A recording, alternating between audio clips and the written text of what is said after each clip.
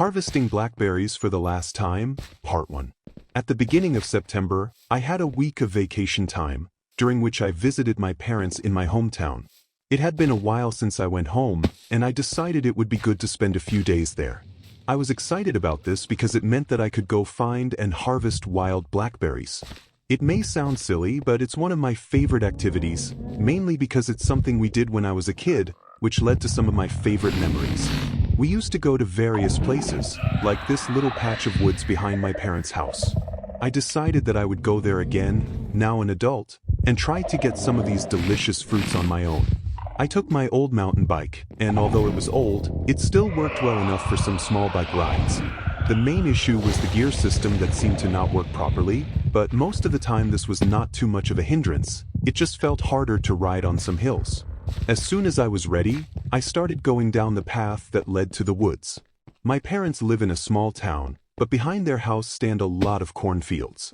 As you go down the path between the fields, you quickly end up in the middle of nowhere, although never too far from the city. As I was riding my bike, I looked around the fields and enjoyed the scenery. It had been a while since I had been back there. I think the last time was when I was 14 years old with some of my friends. We would go down the fields, up until under the bridge of the main road, and smoke cigarettes. That place was still a mile away, but right after the bridge was the coveted woods of today's journey. As I was reminiscing about these carefree days, I realized that there were some other paths between the cornfields, and because the fields are mainly on a descending slope, it was quite easy to get an overview of everything, including some distant bushes.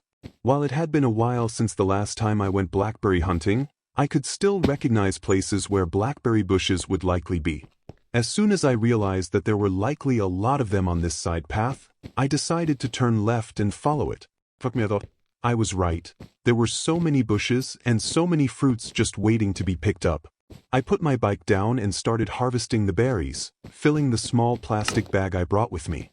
On the left side of the path were a bunch of bushes, hiding a small patch of woods behind, while on the right side were the cornfields.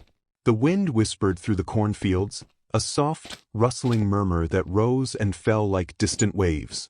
Each gust sent a shiver through the tall, golden stalks, their dry leaves brushing together in a sound that was both soothing and eerie.